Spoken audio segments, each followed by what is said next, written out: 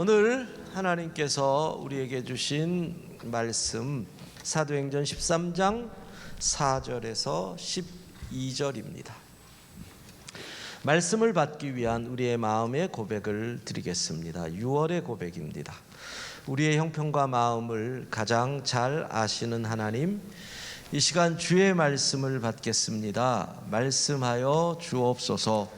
내 사정을 말씀드리자 주께서 응답해 주셨으니 주님의 깊은 지혜로 나를 가르쳐 주소서. 아멘. 사도행전 13장 4절부터 교독합니다. 두 사람이 성령의 보내심을 받아 실루기아에 내려가 거기서 배 타고 구브로에 가서 살라미에 이르러 하나님의 말씀을 유대인의 여러 회당에서 전할세 요한을 수행원으로 두었더라. 온 섬 가운데로 지나서 바보에 이르러 바 예수라 하는 유대인 거짓 선지자인 마술사를 만나니 그가 총독 서기오 바울과 함께 있으니 서기오 바울은 지혜 있는 사람이라 바나바와 사울을 불러 하나님의 말씀을 듣고자 하더라. 이 마술사 엘루마는, 이 이름을 번역하면 마술사라, 그들을 대적하여 총독으로 믿지 못하게 힘쓰니 바울이라고 하는 사울이 성령이 충만하여 그를 주목하고 이르되 모든 거짓과 악행이 가득한 자요 마귀의 자식이요 모든 의의 원수요 주의 바른 길을 굽게 하기를 그치지 아니하겠느냐. 보라, 이제 주의 손이 내 위에 있으니 내가 맹인이 되어 얼마 동안 해를 보지 못하리라 하니 즉시 안개와 어둠이 그를 덮어 인도할 사람을 두루 구하는지라. 함께 읽습니다.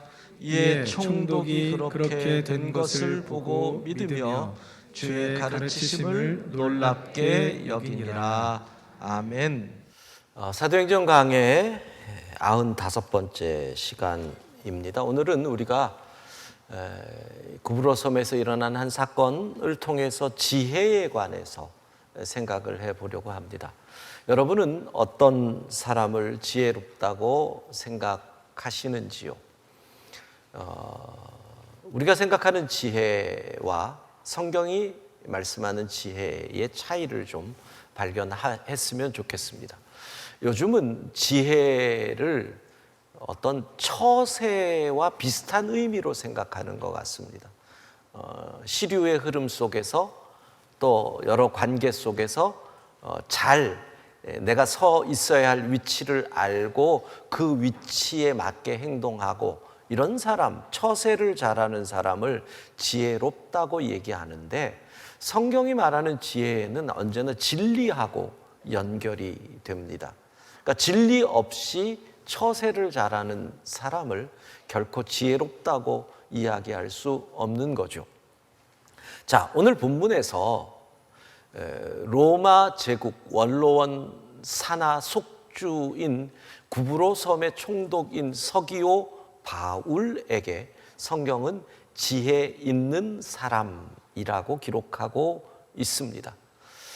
이 사람이 어떻게 해서 지혜롭다고 했을까? 일반적으로 생각하면 그 사람이 한 지역을 다스리는 총독이니까 총독의 기본적인 능력을 갖고 있었구나를 생각할 수 있습니다.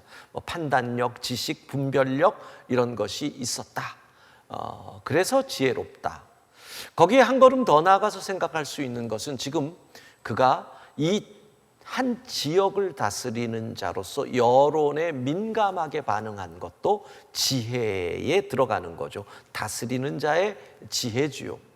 사울과 바나바가 구브로에 들어와서 각 도시를 다니면서 복음을 전한 것으로 인해서 지금 저 밑에서부터 뭔가 흔들림이 생기는데 그거를 딱 캐치한 겁니다. 그리고 그 근원이 되는 사람들을 불러서 도대체 무슨 일을 하는지 직접 들으려고 했던 이 사람이 바로 지혜로운 사람, 여론에 민감하고 바르게 반응을 했다. 물론 누가의 입장에서는 그런 것도 있을 겁니다. 복음이라는 메시지에 긍정적인 반응을 보였기에 지혜롭다라고 이야기했을 수도 있습니다. 그런데 오늘 우리가 생각해야 할 것은 도대체 이 사람의 지혜의 정체가 무엇이냐? 사도행전 13장 6절 후반부부터 7절 상반부 우리 같이 읽어봅니다. 유대인 거짓 선지자인 마술사를 만나니 그가 총독 서기오 바울과 함께 있으니 서기오 바울은 지혜 있는 사람이라. 여러분 좀 이상하지요. 거짓 선지자요 마술사가 총독 근처에 있었다는 겁니다. 가까이에 있었다. 함께 있었다. 무슨 의미일까? 다른 번역을 보니 메시지 성경에는 이렇게 되어 있습니다. 그가 총독의 신임을 얻었다. 그러니까 총독 측근에 있는 조언자의 역할, 카운슬러의 역할을 하는 신임 얻은 권력자 마술사. 그런데 그 사람이 옆에 있는 그가 과연 지혜로운 사람이라고 할 수 있겠느냐 하는 질문이 생깁니다. 그러나 지금의 관점이 아닌 2000년 전으로 돌아가 본다면 다신교 사회였던 로마 제국에서 한 속주를 맡아 다스리는 총독이 그 지역에 영향력을 미치는 영적 지도자, 마술사에게 영적 지도자를 붙이는 건 우습지만 2000년 전의 상황에서는 그렇게 붙일 수 있는 거예요. 영적 지도자를 내 옆에 두고 그에게 조언을 받는다? 이건 지혜로운 모습일 수 있다는 겁니다. 왜 그러느냐 하면 우리가 아마 우리나라 사람들이 이 시조선 600년의 세월 속에서 가장 지혜로운 임금 그리고 존경하는 임금을 물어보면 거의 세종대왕을 이야기할 겁니다. 세종대왕이 여러분 그 지혜로웠던 분이 풍수를 했던 술사의 말에 따라서 왔다 갔다 했던 그런 모습을 상상을 하실 수 있겠습니까? 그런데 사료를 보면 자그마치 14년 동안 세종대왕이 술사였던 최양선이라는 사람의 말에 귀를 기울여서 풍수에 따라서 이곳에 고개를 없애기도 하고 여기에 호수를 만들기도 하고 이런 일을 벌입니다. 세종실록 1433년 7월 26일 경복궁을 비롯한 궁성 건축과 남대문 보토 공사와 소격전압 연못 파기 공사와 개천 이건 공사와 남대문 밖 연못 축대 공사 따위에 경기 충청에서 인부 1,500명을 징발하는 동시다발 대규모 토목 공사로 한성 곳곳을 파헤쳐 놓게 만들어 버렸다. 이 일이 바로 술사 최양선 때문에 생긴 일이었습니다. 물론 세종의 지혜로움이라는 것은 14년 지나면서 이게 아니다라는 걸 알아서 그 사람을 더 이상 근처에 두지 않고 딱 끊어버리는 것을 볼 때 세종의 지혜를 우리는 진짜 지혜를 알 수 있는 거죠. 그러니까 600년 전에도 그랬으니 2000년 전에 이러한 총독의 모습, 우리는 여기서 이 시대를 살아가는 많은 사람들, 믿음 없는 사람들의 지혜를 총독 서기오 바울에게서 발견합니다. 정말 이 시대 사람들의 지혜는 처세술입니다. 나의 출세를 위해서, 나의 이익을 위해서, 나의 승진을 위해서, 내가 돈을 많이 버는 것을 위해서 어떤 것을 사용해서라도 그것을 이룰 수 있으면 그 사람을 지혜롭다고 얘기합니다. 점쟁이를 사용하면 어떻습니까? 궁합을 보면 어떻습니까? 어찌 되었든 그 일을 이룰 수 있어서 출세하고 승진하고 높아지고 돈을 벌면 그러한 사람의 삶의 모습을 보고 우리는 지혜롭다라고 이야기한다는 겁니다. 그래서 이 세상은요, 좋은 게 좋은 거라는 삶의 태도를 지혜롭다 이렇게 얘기합니다. 여러분은 이 세상에서 지혜롭다고 평가를 받으시는지 아니면 어리석다고 평가를 받으시는지 모르겠습니다. 좋은 게 좋은 거지. 이렇게 이야기를 합니다. 자, 이 세상 사람들의 지혜, 처세, 좋은 게 좋은 것. 그러면 교인들의 지혜는, 특별히 이 시대 교인들의 지혜는 오늘 본문에 나오는 바예수라는 사람과 유대 공동체를 통해서 생각해 볼 수가 있습니다. 바예수라는 마술사. 그런데 이 사람을 이렇게 설명하잖아요. 성경에는 유대인, 거짓 선지자, 마술사, 바예수.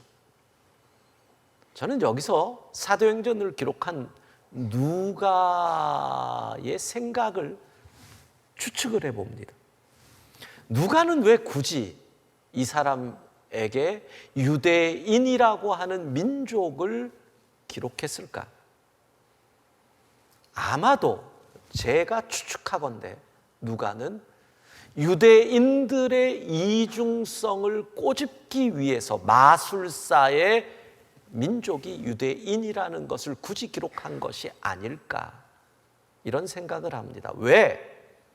유대인은 율법에 따라서 마술사와 함께 할 수가 없는 민족인데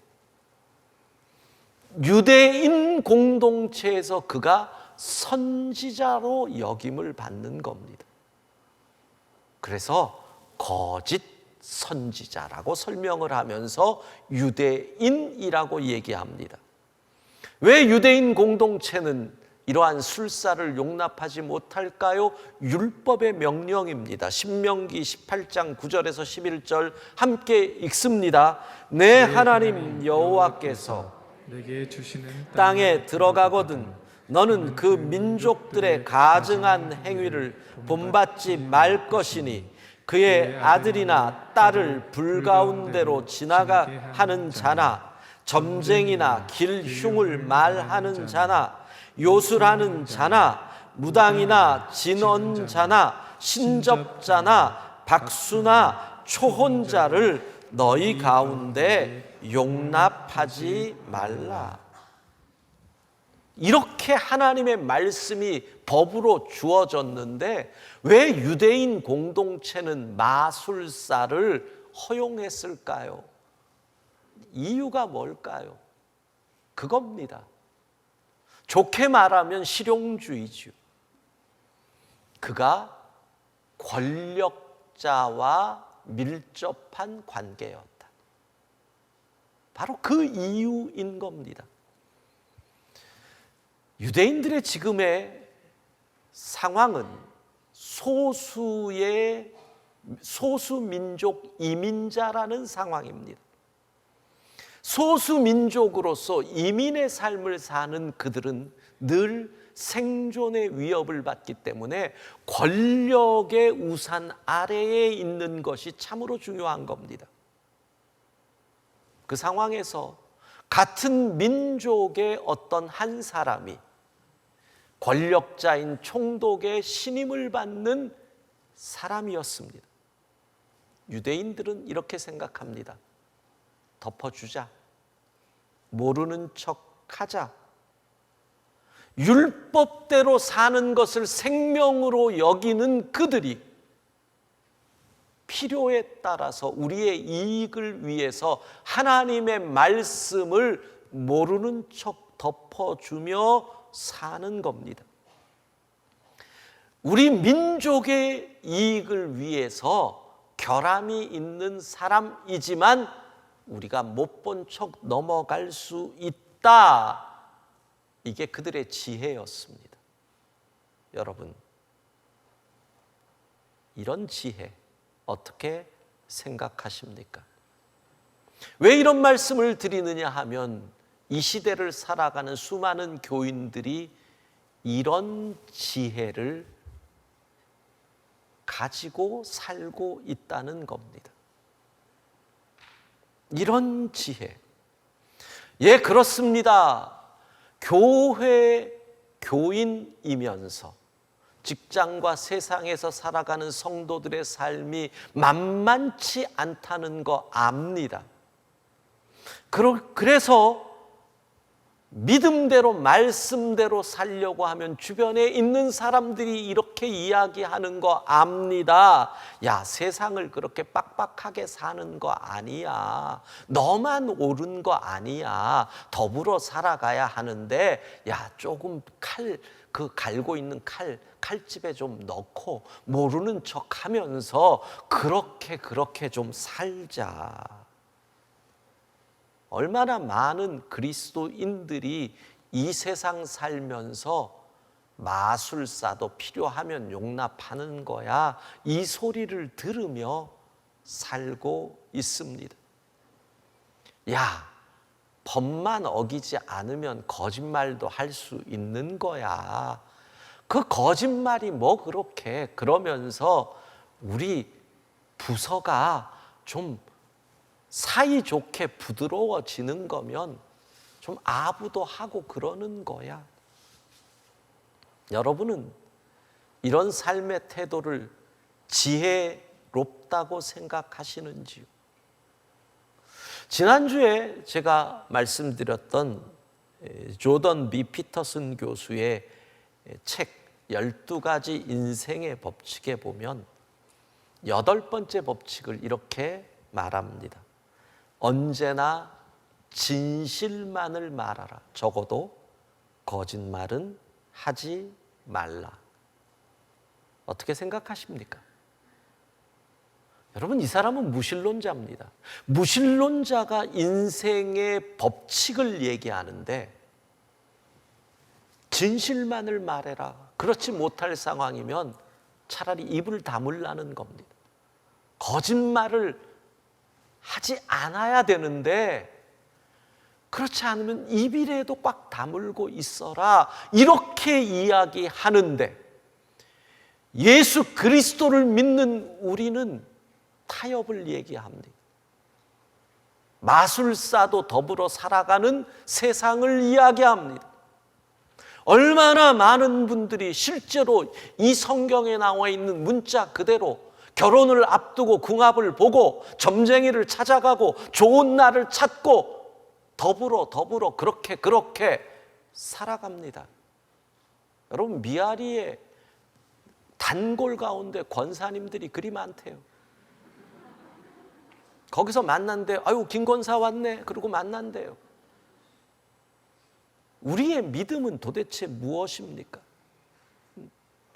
세상의 책에서도 이렇게 살라고 하는데 하얀 거짓말 정도 용납해도 된다고 얘기합니다. 저는 이 책에서 거짓말에 대해서 가장 날카로운 한 설명을 읽었습니다. 거짓말은 현실을 조작하는 행위다. 이건 진짜 무서운 말 아닙니까? 현실을, 그러니까 내가 거짓말하는 상대를 조작하는 겁니다. 그런데 그렇게 사는 거야. 우리는 이렇게 얘기합니다. 미래를 위해서 현실을 타협해라. 이 말 어떻게 생각합니까? 이걸 지혜라고 생각합니까? 근데 실제로 그렇게 얘기를 요 문장으로 얘기하지 않지만 고등학교 다니는 자녀들에게 부모들이 뭐라 그럽니까?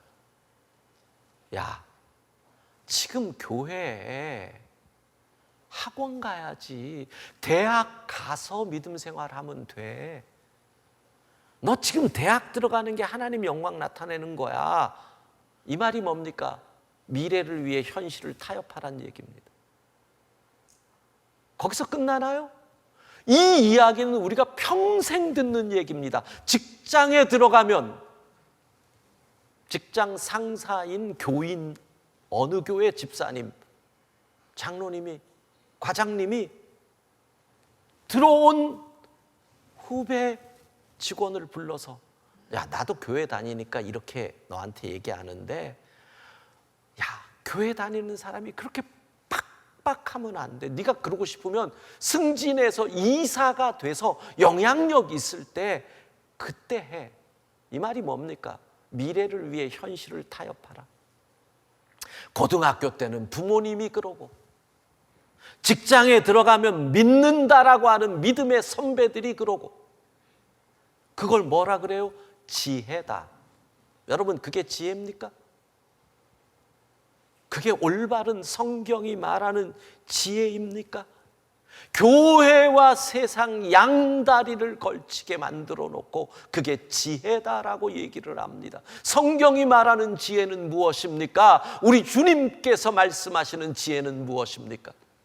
고린도전서 1장 22절에서 24절 함께 읽습니다. 유대인은 표적을 구하고 헬라인은 지혜를 찾으나 우리는 십자가에 못 박힌 그리스도를 전하니 유대인에게는 거리끼는 것이요 이방인에게는 미련한 것이로되 오직 부르심을 받은 자들에게는 유대인이나 헬라인이나 그리스도는 하나님의 능력이요 하나님의 지혜니라. 여러분, 세상의 눈으로 보면 예수 그리스도의 능력, 십자가가 얼마나 어리석습니까?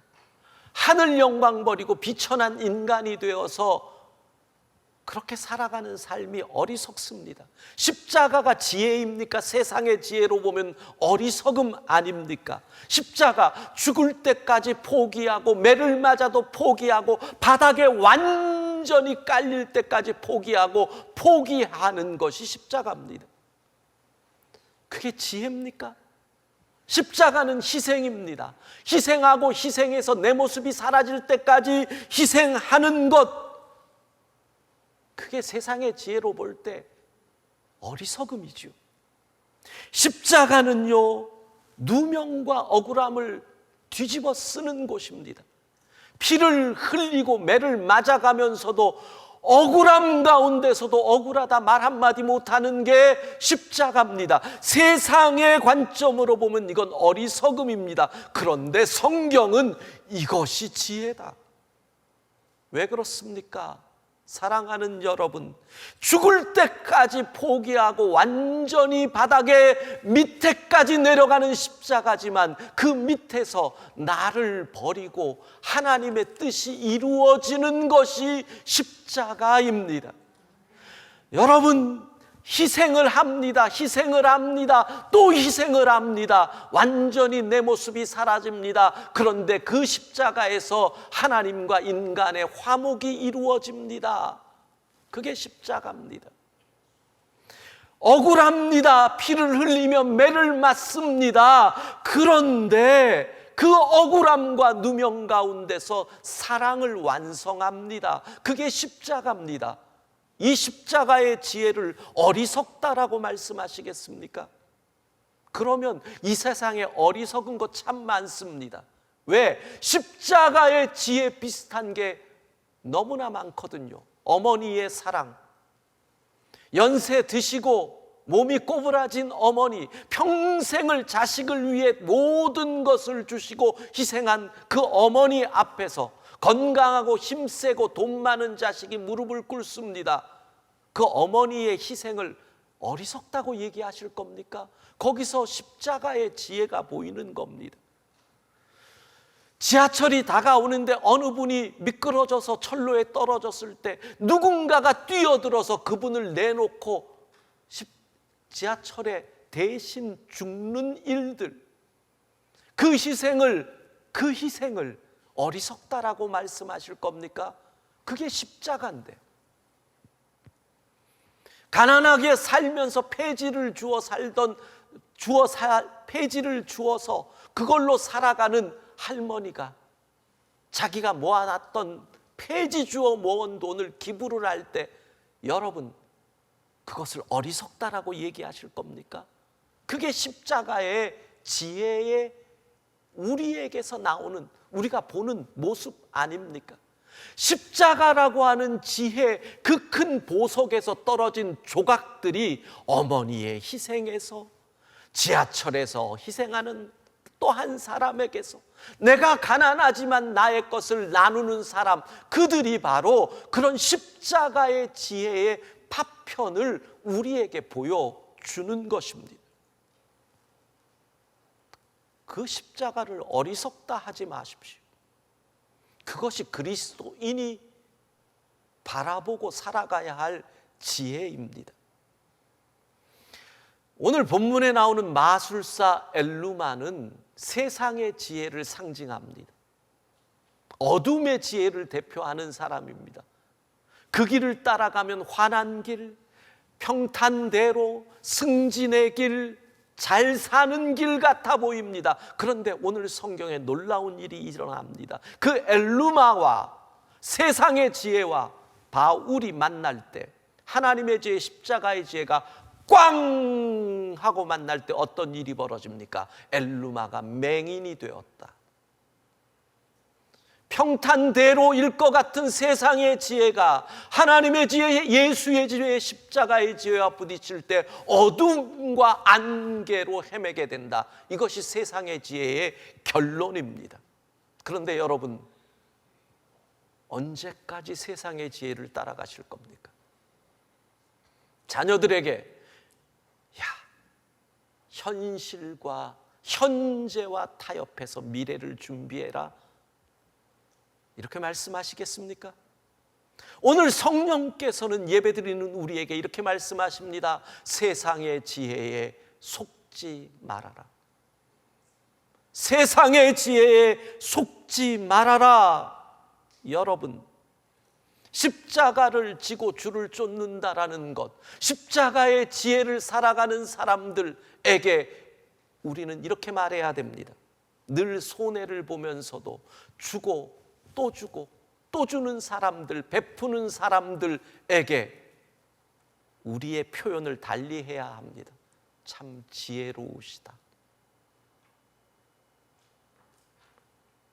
참 지혜로우시다. 이렇게 얘기해야 됩니다. 억울해도 참고, 누명을 뒤집었어도 입 꽉 다물고 참고 참으며 자기의 자리를 지키며 섬기는 사람에게 우리 표현을 바꿉시다. 저분 참 지혜로우시다. 그렇게 지혜롭다.